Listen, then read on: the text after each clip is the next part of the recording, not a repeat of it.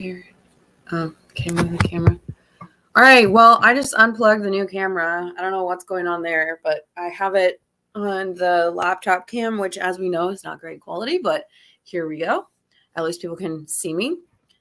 Great to see you too. How's it going?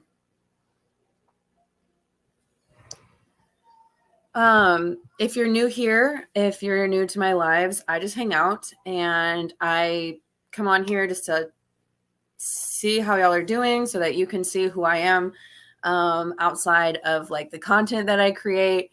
And as always, you can ask me anything. A lot of typically people will ask me abuse related questions because that's what a lot of you are here for. But I'm also happy to talk about anything outside of that. Travel. I'm starting to host trips specifically for LGBTQ folks and abuse survivors to have a safe space. You don't have to be a part of either one of those communities, but I do want to make sure that everyone feels safe that's going on those trips. So if you have any travel questions for me, I'm a mom, I co-parent. So anything is on the table. You can ask me anything. You can tell me anything. I'm just here to hang out. So welcome in. If you're new here, introduce yourself. Tell me where you're from. Tell me what brought you here. I always like hearing how people found me, although I pretty much just assume everyone found me from my birthday video because that video has just been absolutely crazy, which still blows my mind. Hard to believe this like 1 minute of my life that happened to have been documented is so crazy. So crazy. Does anyone have any fun plans for the weekend? I already mentioned this, so if you've been in here from the start, I have no plans. But that's how my weekends usually go. I don't usually plan things out because I fly by the seat of my pants across the board on everything unless I plan like a big trip. But yeah, we just go wherever. Hey girl, hey Jamie, I saw you pop in. You were quiet. Just found it today and started following you today. Well, hi Matt, welcome in. I don't have a lot of men that follow me. A couple of narcissists. But like that I know of. I don't have a lot of men that follow me and actually like interact with me. So welcome. Where do you think is the most friendly LGBTQ city? To be honest, I haven't done a lot of travel. Like I'm a queer person traveling, but I haven't done a lot of travel that's like I'm a queer person with a queer partner going to queer spaces, trying to see how that goes. Like I see a lot of like queer couples who go places and say like, yeah, we felt safe here. Yeah, we didn't or whatever. But I have never, I've never done that. So I don't, and because I don't look queer, like I'm straight passing 99% of the time. I don't ever really think about that, which obviously is a privilege, but Chicago's a big one for sure. Absolutely. Chicago. Mexico City is a big one. I felt very safe in Mexico City, and I was there with a gay friend of mine, and the two of us went to we went to queer spaces, and we went out dancing and met people and stuff like that. But there's like multiple areas across Mexico City that have, queer flags everywhere. And so you just kind of know that it's like a safe, inviting place.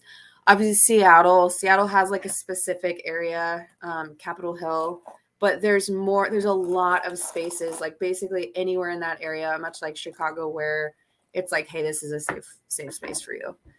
Trying to think. When I was in Sevilla, or Seville, as some people like to say, I did come across some queer areas as well there, and I felt safe there, of course. Again, it's weird because I'm a single straight passing woman. Most often I travel with my son. So I'm not necessarily like where are the queer spaces, but when I do find them, I share them. Lisbon. When I got to Lisbon this summer, there was a reason for it. Like there was like I don't think it was for Pride, but we walked into like the main plaza by the ocean in Lisbon, and they had like trans flag, rainbow flag, trans flag, rainbow flag. And I was like, this is awesome. And they had I forget what it's called, but it was like an LGBTQ space, and it was closed when we walked by, but I was like, What is this? So yeah, definitely really cool to, sorry, this hair is bothering me. Definitely really cool to see spaces like that. And I'm looking forward to hosting these trips and hopefully having lots of queer people with me. Although again, you don't have to be queer to go on these trips that I'm hosting, but just like having groups of people and going around and seeing what other spaces in the world are safe and welcoming for us. I'm from Brazil. I found you from that birthday video. I'm following you because I think that my sister-in-law is in an abusive relationship and trying to figure out how to make her notice. It's really hard because you have to be, oh, I'm glad you're here, by the way. You have to be, how do I say this? You have to be like looking for understanding and like have your eyes open to it. Because I would say that like, I knew that there was so much wrong with my relationship. And I knew that it was so bad that I couldn't tell people what was going on, which means that on some level, I knew that I was being abused. But at the same time, I wasn't looking for that information. I wasn't looking to understand what was going on. And so it was just, I was missing it. But once I was like, no, seriously, I'm at my wit's end. I'm exhausted. I'm not sleeping. I'm sick. I'm losing weight. I'm in and out of the hospital / doctor's appointments trying to figure out what's going on. My work is suffering.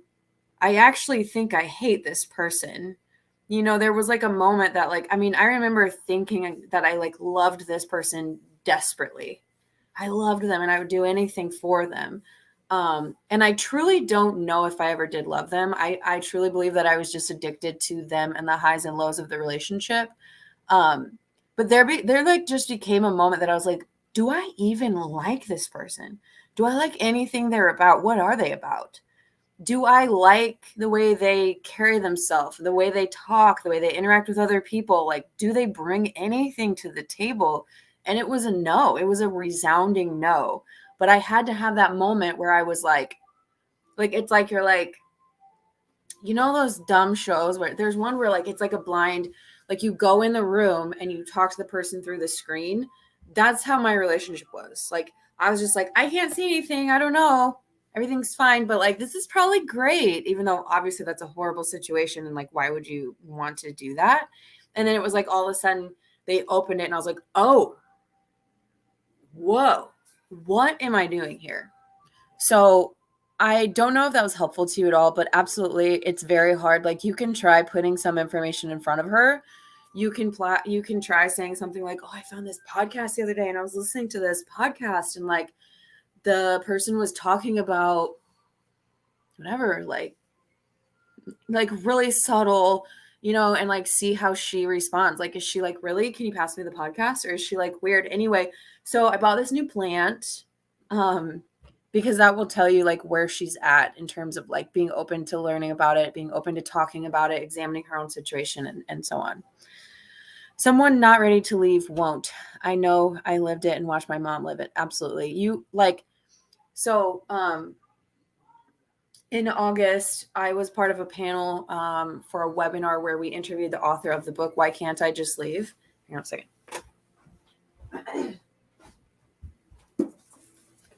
This one. Really awesome webinar. And I'm sure, 100% sure that I'm not going to find where it is. But she says in this book that basically, like, she talks about all the things, why it's so hard to leave. She talks about trauma bond. She talks about all this stuff. And she says that it comes down to more or less that you get to the point where the risk of leaving, because we all know if we've left an abusive person that the risk of leaving is great. It can be dangerous. They can be taking you to court. If you have kids, the abuse can ramp up after you leave. It can get so much worse for you. So a lot of times it's like, I will just take the risk of continuing to be abused and I will stay here. Like, I'm just going to ride this one out, whether consciously or subconsciously. But when you get to the point where you say all of that, it is worth it to face the dangers of trying to leave, to face the possible, abuse, the post-separation abuse, to face having no money, nowhere to live, couch surfing for the next couple of months, to face this smear campaign, which is inevitably going to happen. It's so much more worth it. Like, I got to the point where I said, I'm going to lose money. I lost a lot of money. I canceled like 3 months worth of work, which is a lot of money. I'm going to continue paying rent, which isn't cheap where I live, to get out of here. I'm going to leave all my stuff, including like, you know, stuff of my dad. And my dad's been gone since I was 13, and it was possible that they would have burnt that stuff or thrown it out. And they did get rid of some things that were special to me, but replaceable. And I risked them taking everything, burning everything, donating everything, whatever. I risked them doing damage to the house that we were renting and having to pay for that by myself, because I would have paid for it by myself rather than communicate with them. I was risking everything to get away. So that's what it has to come down to a lot of times with these situations. I need you to make that whole realization and questions about the person in a video. Must. Wait, what? Oh, you want me to make a video talking about how, like, when I finally saw who they were, I was like, I don't think I even like this person at all. I could probably do that. I had to figure out how I would have to word it, because a lot of times when I'm in lives, I word things really well and I'm like, oh, that was really cool. But then when I want to sit down and create something from it, I'm like, I had a super odd dream I need to tell you about. We'll send messages later. So odd. Yeah, send it to me. 2 nights ago, I had a horrible dream as well. I've been having some dreams about my abuser, and they're never good. This is so close to home for me. I've been alone and isolated. I see you. It's so hard. Where are you from? I live in Washington. Yes, my abusive ex kidnapped my kids. He made allegations of abuse. All I'd ever been was a stay-at-home mom. My dad died when I was 17. I have nothing left. He did burn it all. My father was a veteran. I mean, mine too. Yeah, mine too. That is horrible and devastating.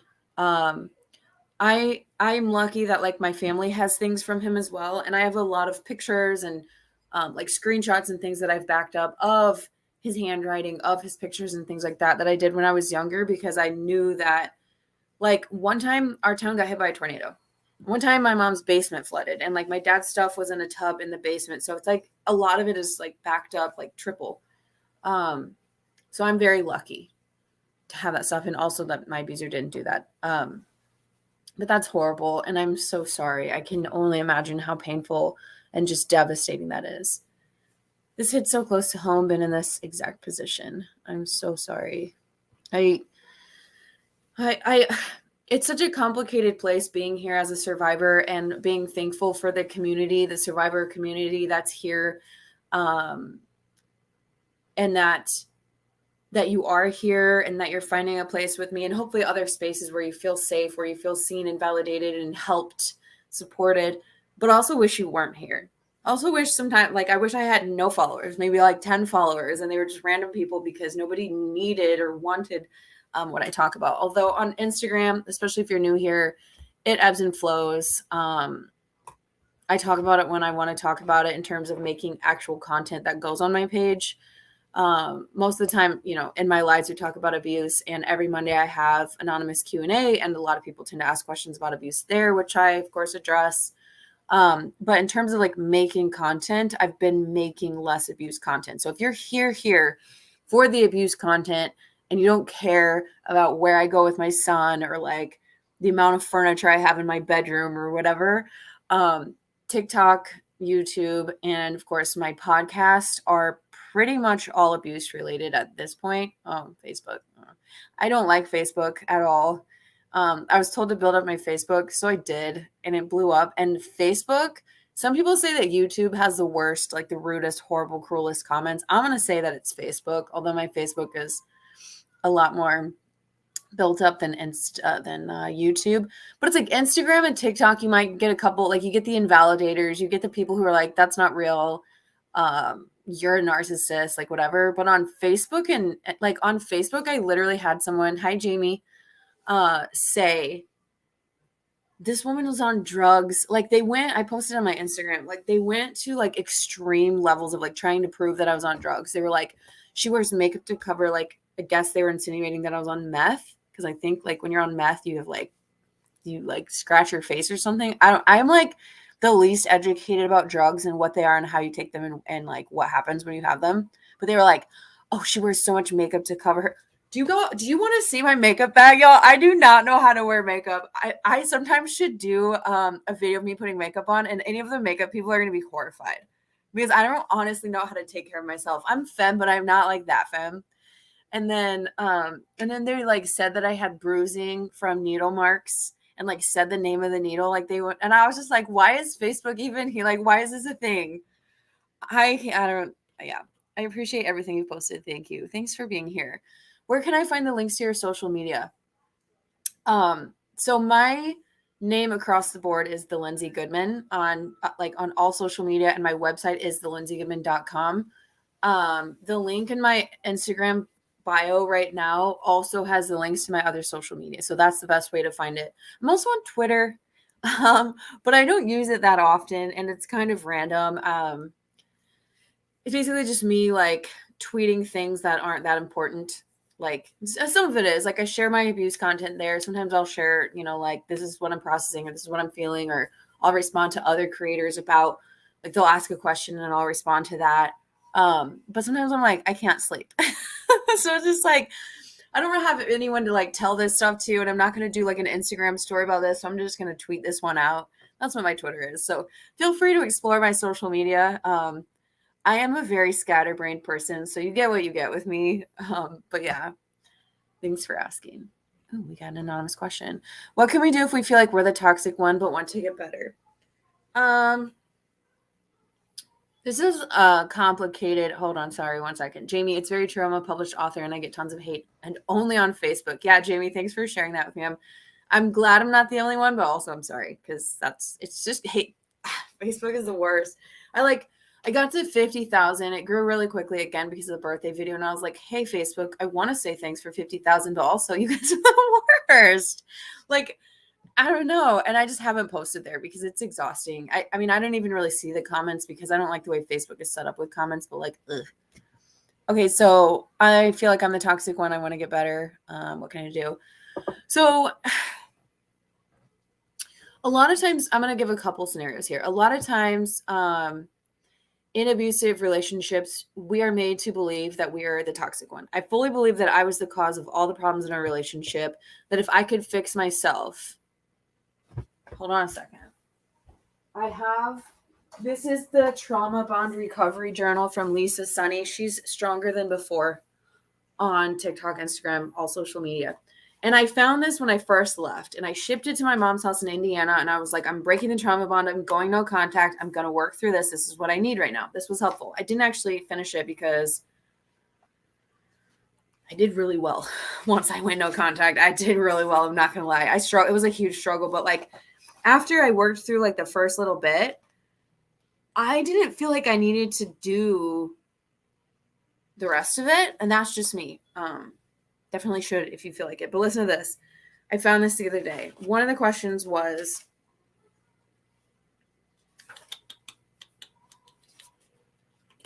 oh no, now I can't find it.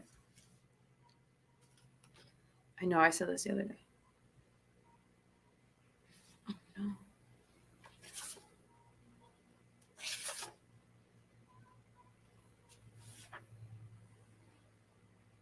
Now I can't find it. But anyway, it was like, if I could just fix myself, and just fix my problems, then they would get better. They would feel better. They would treat me better. They would stop doing XYZ. They would be like what they were when we met. And that's just not true.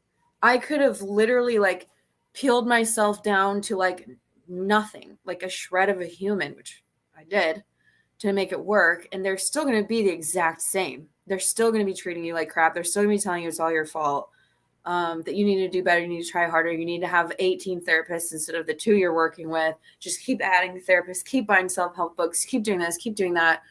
Stop existing, stop being you. So that is something that you have to examine and you have to figure out. Is the other person abusing you into thinking that you're toxic? And if that's the case, you're probably really only going to know that once you're out. And you're going to say, oh, I was toxic when I was in that relationship. I was toxic AF. And I have shared things before about like how horrible I felt and the ways that I would react to things and the way that I would like lash out and like call 100 times because they were like they would say something and then ignore me, like stonewall me, and I would be like, wait, come back, where are you, what's going on, let's fix this. And of course, they would ignore me and then I would feel crazy. Like I've never had a partner that treated me that way, and I've never like desperately sought out that, like if I was in a fight with my ex-husband, like we would just like I'd be like, I'm taking a bath when we were married. I'm gonna take a bath, I'm gonna read a book, when I come out we'll figure this out. And he would be like, good idea, and wait. And like I've had long distance partners where like we would get in an argument and like I would wait and the person wouldn't like egg me on or anything like that. And so like yes, I was toxic in that relationship as well, but I was not the toxic one. I was not the cause of all our problems, right? So you have to figure that out. Another thing is that like you could be the toxic one if it's not an abusive relationship and there's not abuse happening, but you don't know how to communicate. Like you've got some childhood trauma, which we all do. You've got a fear of abandonment, which a lot of us do, like whatever it is, whatever it looks like. And you're jealous, you're insecure, you got all this stuff. So you're like, or a lot of times like we think that these toxic relationships, I see it a lot on TikTok, and we think it's cute.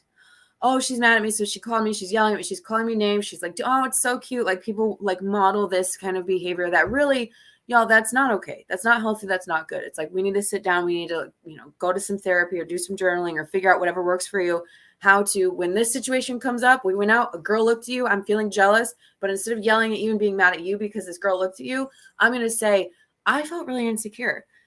I don't know, like when it comes like that, I feel like I'm going to lose you because that girl was really pretty, blah, blah, blah. And then the other partner who's hopefully secure is like, I get it. Like you've had some really messed up relationships and you've been really hurt. Is there anything that I can do next time to help you feel better? Like working through that. Right. And it's hard to unlearn those behaviors. It's a long process. And like in my opinion, to heal, if you are like, I don't like to say if you're a toxic person, but like, the toxic person to me is the abuser. Like if you're displaying toxic behaviors, and you want to get better, here's my opinion. You can heal with a secure partner, or you can heal on your own. But if you have a toxic partner who's adding to those behaviors, poking and prodding, giving it back, also being toxic, blah, blah, blah, you're probably not going to be able to heal, because you can only heal. Okay, there might be some exceptions, but to heal, we have to be safe. Our nervous systems have to be calm. We have to not have someone next to us who's constantly, like I said, egging you on, taunting you, trying to make you jealous. Because let me give you an example. In the beginning of my relationship with my abuser, up front, hot and heavy, it was, I'm going to make you jealous. I'm going to pin you against this ex. I'm going to compare you. I'm going to talk to this girl. I'm going to do this. I'm going to do that. Okay, good. You're insecure. Perfect. Hopefully this starts a lot of fights. At the end, when they would bring up someone, like I specifically remember bringing up their ex-wife, who I was always compared to. And I have always came up short, right? Even though they were telling me this is the hardest I've ever tried in a relationship. This is the longest I've ever been in a relationship. This is the longest I've never cheated on someone in a relationship, which like, what, Lindsay, what? That person was still, oh, they love me the best. They were the best, blah, blah, blah. I was always losing compared to that person. In August of 2021, right before we broke up, my abuser reached out to their ex-wife, came to me and was like, my ex-wife emailed me. Like they did it like secretively, like, didn't say, oh, I emailed her or anything like that. But then when ex-wife responded angrily, they came to me and they're like, she emailed me. I think I should reach out. This is how we used to argue. Like she would be angry and she would tell me to never contact her again. And then I would, and then we would meet up and then we would hook up and blah, blah, blah. And I was like, deal with it. Like, however you want to deal with it. Sounds like to me she doesn't want to be contacted, but like, okay. So once you stop like being in those situations, like I did heal that toxic behavior or reaction that I had, because I was removing myself from that person. I was working away. I was emotionally separating myself from that person. But like, you have to have that distance. You either have to be away from that person or emotionally like withdraw from that person. I hope that makes sense. Like if I had continued to just be right in it and have them, constantly feeding me like whatever, I think it would have taken me a lot longer to be like, wait, why would I want to be with someone who, you know what I mean? People are so weird. You are a beautiful person full of love. Oh, thank you. You're so beautiful and strong. Sending you so much love. You have the sweetest smile. You're very inspiring. Oh, thank you so much. That means a lot to me, especially because I don't know if you saw, but I just got back. Sorry, I just got back. I just got to 100,000 on Instagram, and I'm not a numbers person. I don't feel any different than I did when I had 10,000 or 5,000 or 30,000 or whatever. I don't feel famous or popular or cool or anything like that. I do feel very grateful for all of you that you trust me, that you want to be here, that you want to see all the things. Because again, I'm not just an abuse creator in terms of Instagram. But it blows my mind because when I was leaving, so in September of 2021, I was like, oh man, I just got 17,000 followers. Nobody's going to want to follow me without this attractive person here who, I've shared sporadically this year because I know that this is a horrible relationship and I don't want to lead anyone to think that my life is amazing when it's not. But I really thought that no one would find me interesting as a single queer person who's not even passing as queer, who isn't around other queer people, because I think a lot of people followed me for lesbian content, like this lesbian family we had.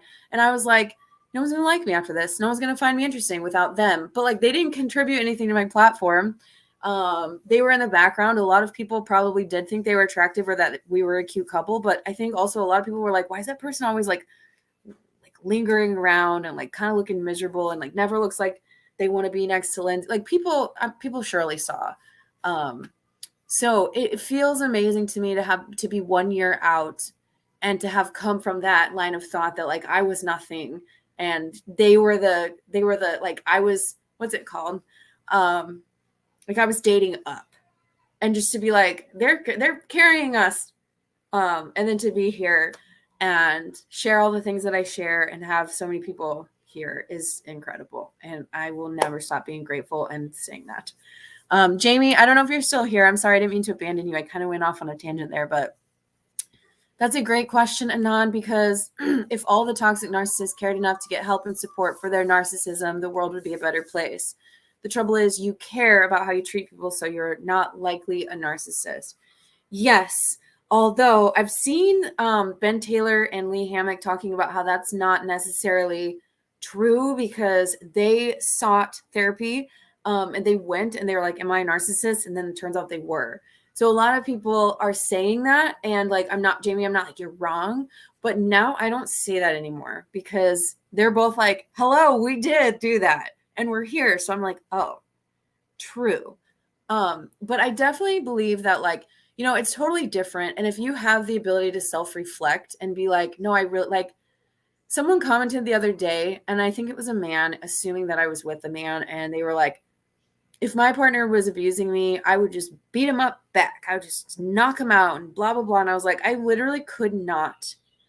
Even when that person was being physical with me, I could not. I never touched their body with my hands, with anything that would harm them.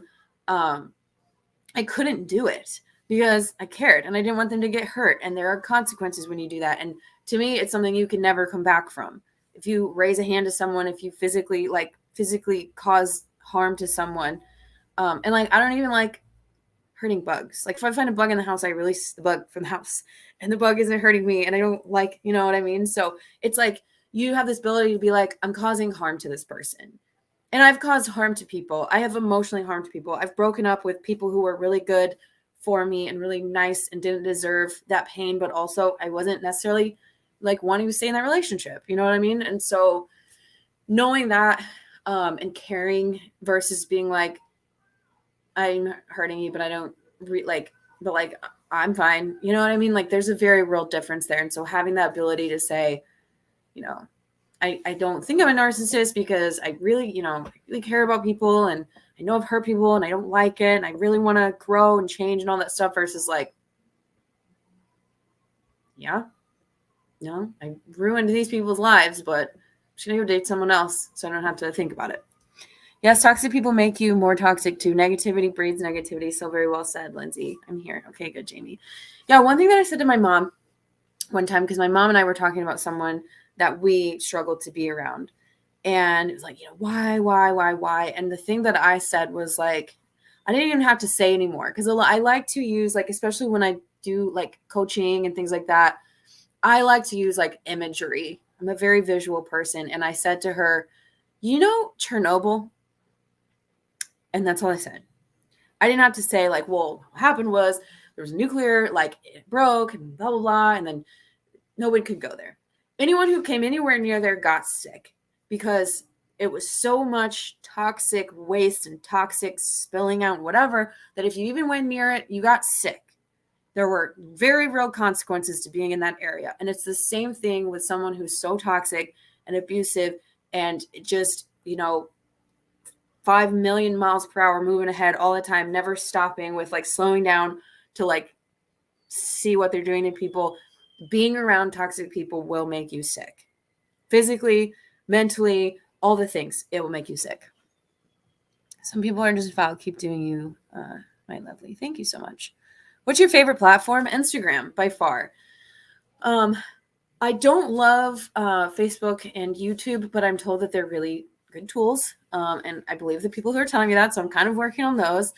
But Instagram kind of feels like family, more like, I think because I share a lot in my stories.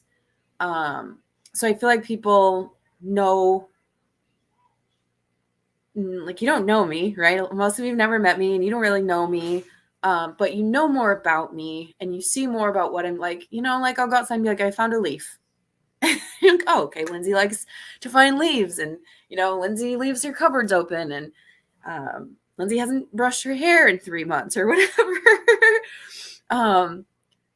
So yeah, I feel more. And then there are people who follow me on, I've started TikTok during the pandemic as well. Instagram was a little bit before the pandemic, and so I've had followers that have been here for 2 years. But I just feel like there's a lot of like OG people who've been around for a long time here, and it's really nice. Hi, can we be friends, please? I really appreciate you. Oh, that's so sweet. We're all friends here. Okay, I think I'm caught up. Okay, I have another. I feel like abusers can push people to a toxic level, like the behavior is incited. My ex would push me till I melted down. Yeah, and that's well, I had several times where I would melt down as well, where it was just like a full, like, I just felt like I broke. I felt like I shattered. And then I would be like on the floor, like scream crying, like you see in the movies when like a mom's like, I don't know, something bad happens. And I don't want to say anything that might be triggering, but like, she's like scream crying on the floor. And then of course the person just like walks away or taunts you, or like, I had one situation where I was like crying so loud and they like made a show of coming in the room and like jostling around to get something, and then they left, and I was facing the wall, so I didn't know what they were doing. And I made an Instagram or TikTok about this. And then when I came out, they were sitting there and they had a knife. They had like a hunting knife. And I was like, what do you, like 2 hours later, after I was just in a ball crying. It was like a long time that I like had to like get back up again. So I was like, why do you have a knife? I was afraid of you. You're crying so loud. I was afraid of you. And I'm like, that's weird. Obviously to make me look like I'm the abusive one, that I'm the bad one and all that stuff. But then there's other times where they push you to a point of exploding. You either melt down, you break, you crack, you're on the floor, you're like, why am I even here? Like, what's going on? Or you explode. And that's reactive abuse. And that's when I talk about, it's like a tiger in a cage and you've taken her baby and you're poking her and you haven't fed her in weeks and she wants her baby back and she finally attacks you, like eats your face. And that's reactive abuse. You finally lash out, you call names, you say, I hate you. Maybe you throw something. You, like, for me, I would get a pillow and hit it on the bed because I wanted to throw something, but I'm not destructive. And I would be like, why are you like this? Like, what the fuck? And that's reactive abuse. And they definitely do that because they don't want you to be well. They don't want you to be well rested. They don't want you to be well fed. They don't want you to be well liked by other people. They don't want you to be well supported. They don't want you to be doing well at your job. They don't want you to be a good mom. They don't want you to be a good anything.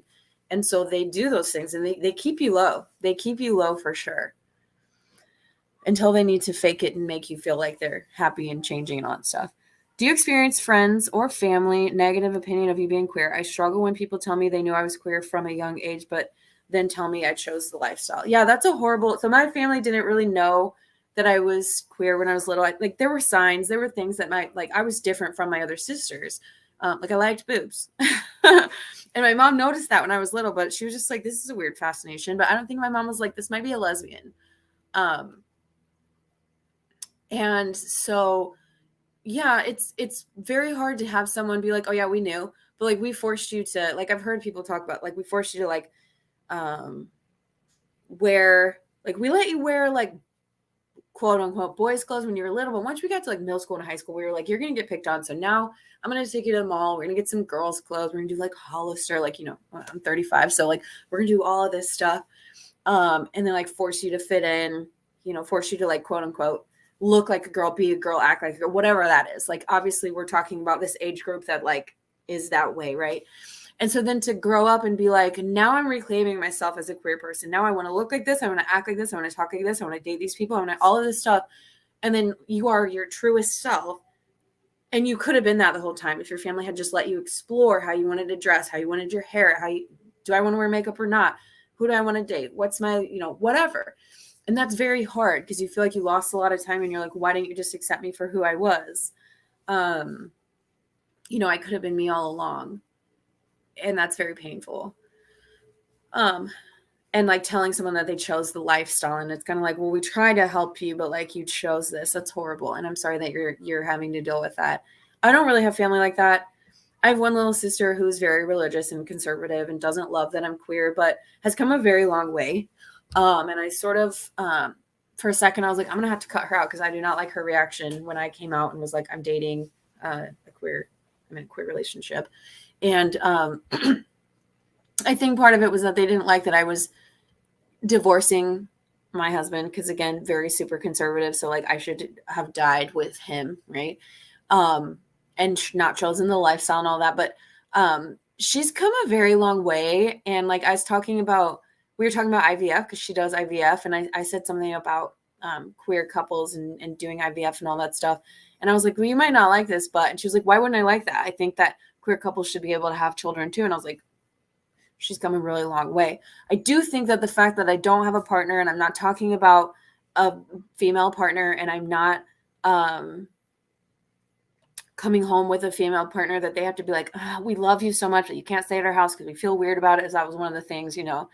But she's the only person who gets a free pass in my life. Everyone else who, like, I had two very close friends that were very, very long-term friends that were like, I feel like you're sinning. And I literally just cut them out. I was like, thank you. I will not be continuing this friendship. And they both respected that and didn't try to be like, wait a minute. They were like, that's fair.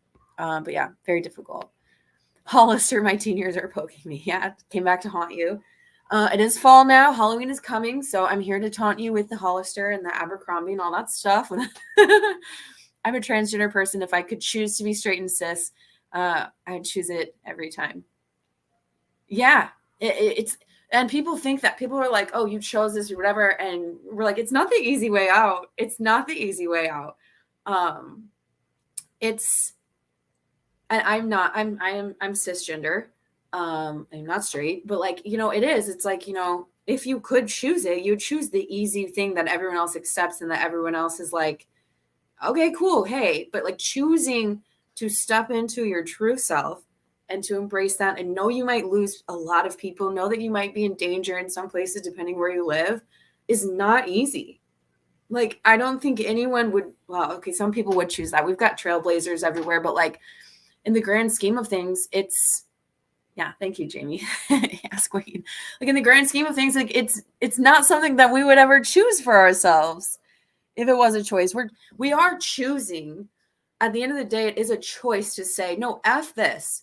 I'm going to stop being a people pleaser and living like you've all told me that I have to live. So at that point, it is a choice because we're choosing to be ourselves. We're choosing who we are. We're choosing us versus society or family or whatever. But we're not like, I'm going to choose to just upset people. Like that's not a thing.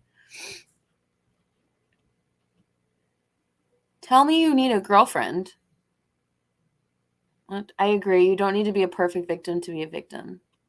Yeah, that's not a thing. That's right.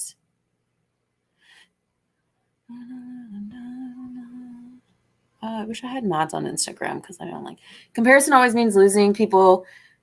Losing because they compare the weakness with strength that doesn't leads to reasonable assessment.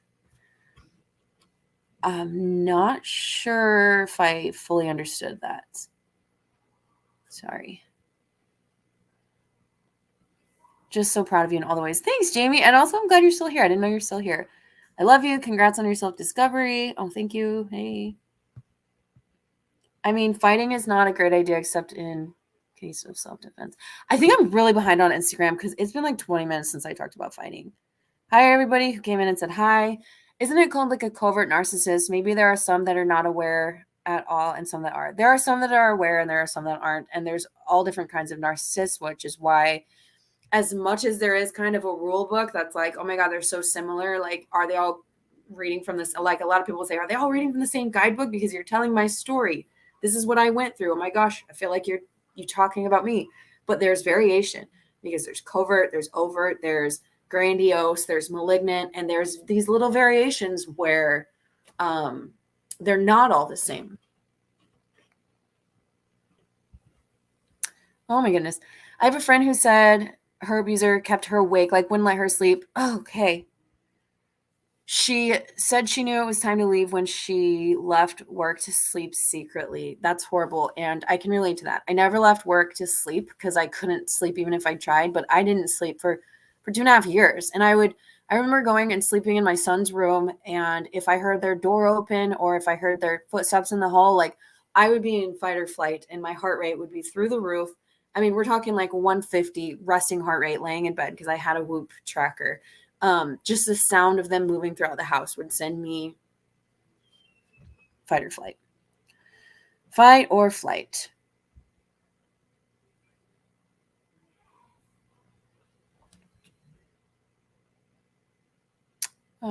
Beautiful sunset. How are you? It's not sunset here, but hi, Marie. Hi. Sorry. Hi, Lindsay. Hi, Marie. You don't get to choose who you love. Your birthday video has gotten me through so many bad days. Thank you so much. I'm glad you're here. I'm from Nigeria. Hello, welcome in.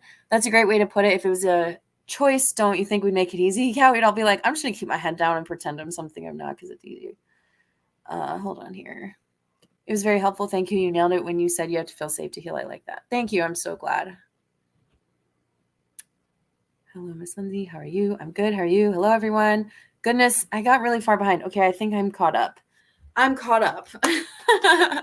Thank you, everyone. These have been really awesome questions. This has been a really fun live. I'm happy to hang out a little bit longer. I finally caught up, so I'm like, yes. That was the first video I saw of hers. Thanks, Marie. Thanks for telling me that. I always love when people tell me kind of how they found me. And I pretty much assume a lot of people found me from the birthday video because across platforms, anytime that I share that or anything related to that, like explaining, adding to it, when it was my birthday this year on August 10th, I did some compare and contrast. Like it's the video is crazy. Like I feel like it could be used to teach like first responders and things for like signs of what to look for. Like this is a person who's been abused, what they might look like slow down, study their body language, look at the eyes darting around, look at how they keep their spot. You know what I mean? Like all of that stuff. I had no idea when I found it that it was going to be so important, but it's great. I have goosebumps right now. I wish I didn't have it. No, I wish it had never happened. But I'm so thankful that my abuser chose to record me for the first time pretty much ever on that day. Cause weird. I found you from the birthday video. It was very sad to see you that way.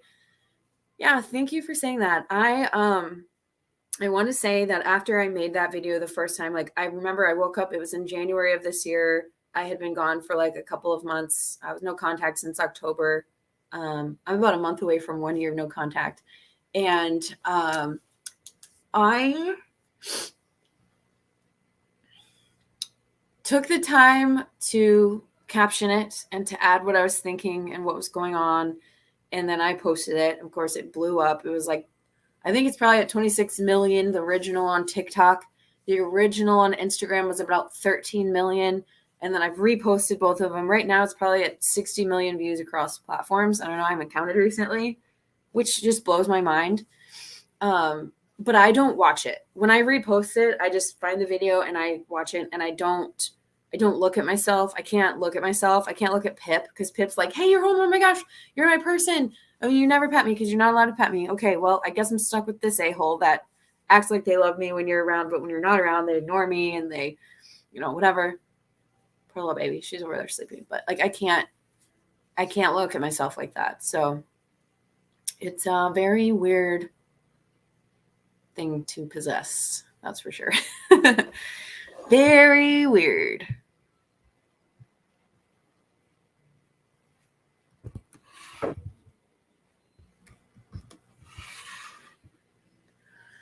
But I will say that it has been really nice to be seen. Obviously, there's a lot of there shouldn't be, but there's a lot of controversy with that video because a lot of people will say, "Oh, this is an abuse. Oh, this is crap. Oh, what are you doing? Oh, you just want attention. Oh, you're a narcissist. Whatever." But there's so many people who see me and see what it was for what it was. Relate to it. Say they see their own situation in me. All of that stuff. So yeah, very important video. Okay. I don't have the option of no contact because we have a child together, but you're exactly right about all of it. If no contact is an option, it's a must. Yeah. And if you have a child together, and again, I don't know shit about this because I'm not in that situation, but low contact. I've seen other creators who are in that situation talk about, like, obviously only talking about specific things related to the child. And if the abuser tries to veer off, steer them back. Like, don't respond, steer them back. So if they're like I've seen skits and they're like, yeah, so I'm going to meet you at this place to pick up the kid. And then the narcissist will throw something in like, oh, are you going on a date? Is that why I'm watching the kid? Oh, you're a whore. Oh, blah, blah, blah. And you just say, okay, see you at 7:00. And you end the conversation. Like, you don't let them draw you into an argument, or you don't let them get any supply out of you. You have to like really train yourself to be so neutral and boring and only talk about the kid. And at some point, hopefully, eventually they'll be like, not worth it. I'll go get a couple other people to mess with. I think it's important you mentioned the animals also suffer, because you could also tell the dog wanted to heal you. And that's her job. Like, I got her to be my emotional support, and she was trained to come sit with me when I was crying because I was so miserable in the relationship, which I didn't realize what was causing it. And so that she was like in the video, she's like, hey, you're home. Okay. All right. You look nervous. Okay, here, let me help you. But I was like, you can't help me. I have to make sure that I'm safe. And I don't know what's going on here. Like, why is this happening? Why are they doing this? Why are they recording me? Because again, they never recorded me. They never took pictures of me. They never surprised me. That had never happened. They never surprised me. And I was very scared. And Pip was like, I think you need me. I think you need me. And I was like, I can't pet you. I'm so grateful that I was able to get her. Have you ever felt like you should go back? Absolutely not. No, never. Not for 1 second. But when I first left, and I've talked about this before, it was the day after I left, and I thought that I was making it up and I was blowing it out of proportion. And I was like, I think I should go back home. I don't have all my stuff. The dogs are still over there, because the night that I left, I didn't take the dogs because I was just trying to get the kid out of there safely. And I was pacing, and I was like, I think I need to go back home.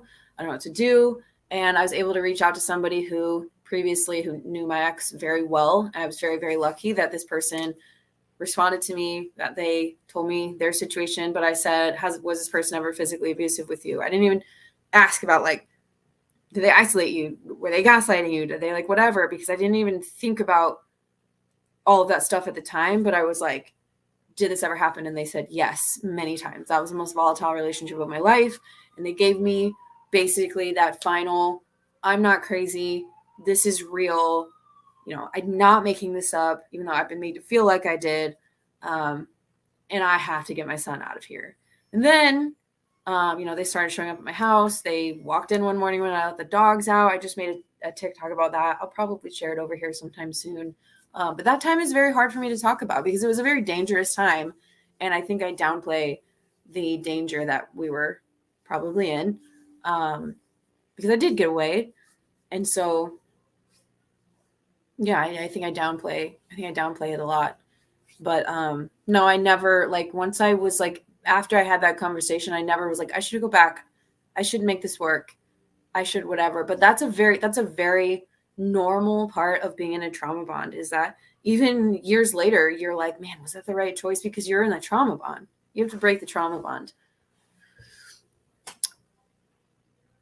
Can you communicate through a third party? Yeah, that's obviously the ideal. I have children with my narcissistic ex as well. It's super difficult at best, going on 7 years apart, and it's as difficult as ever. Yeah, a lot of people say that. Like, it doesn't really get easier. What did I do to my knee? That's disgusting.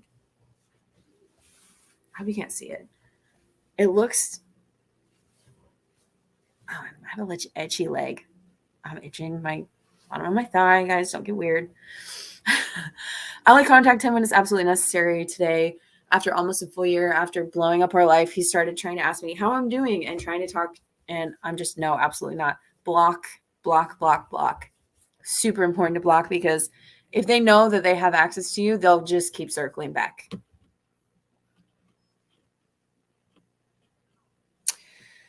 You're safe now, and I hope. And thank you for sharing and talking about something that might still hurt. Thank you so much. Yes, we're definitely safe. Did friends notice the difference in you then when it was ongoing, or did you lose friendships and distance from friends? Both. Some people did notice. Those people were very quickly. It was like, if anyone saw my abuser for who they were, my abuser would like do a little mini smear campaign against them and convince me that they weren't real friends. And then I would sort of pull back, or I didn't want them to see the truth. So I would I have friends that I just kind of stopped responding to, who I've luckily rekindled those friendships with, and they're amazing and awesome. But like, they could tell that I was different, that I wasn't happy and healthy and things like that. So yeah, a little bit of both. Minimizing is a big thing in abuse. Absolutely.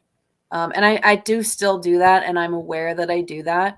But it's it's like a survival mechanism, because if I were to sit down and really think about how easily I could have lost my own life or my son, I wouldn't be able to function like I do now. Thank you for sharing as openly as you do about this. I'm in awe of you. You're helping so many people discover what's happening to them in a way which is palatable. Thank you so much. That means a lot to me. Can I watch your live? I will save it.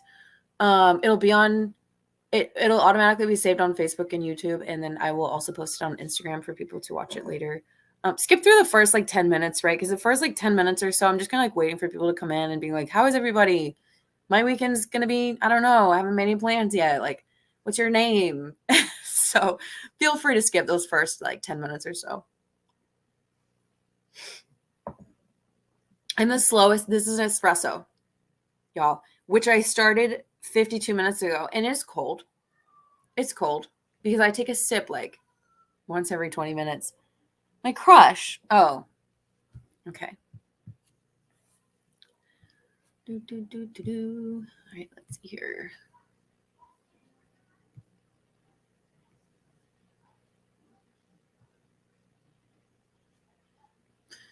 Okay.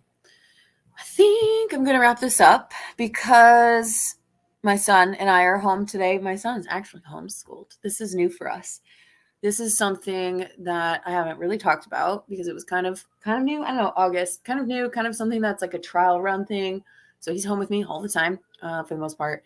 And so, yes, this is my adult time. This is our quiet time. But I don't want him to, he's watching TV. So I'm not going to leave him on there for much more than 53 minutes. We're going to have lunch, hang out, find something to do. It's kind of dreary today, but it is fall now. So slowest beverage consumer ever. Yeah, it doesn't matter what it is, across the board. I'm a slow drinker across the board. So yeah, if you ever want to drink with me, and actually I haven't been drinking alcohol at all. I really don't. I don't want to say that I don't, I'm not sober, but I don't really drink alcohol at all. But if we go out and I do have a drink with you, you're going to be on your third, and I'm this far into a beer or something. So, which Jamie knows. Thanks for coming on. Have a great day, Lindsay. Thank you so much, Jamie. It was nice to meet you. I don't know if I've seen you in any of my lives before, but thank you so much for hanging out, and I hope to see you next time as well. Okay. Yeah. Like I said, I'll say this if anyone wants to go back and watch anything that we talked about. Thank you so much, y'all. And I will try to be back again soon. Take care. Have a good weekend.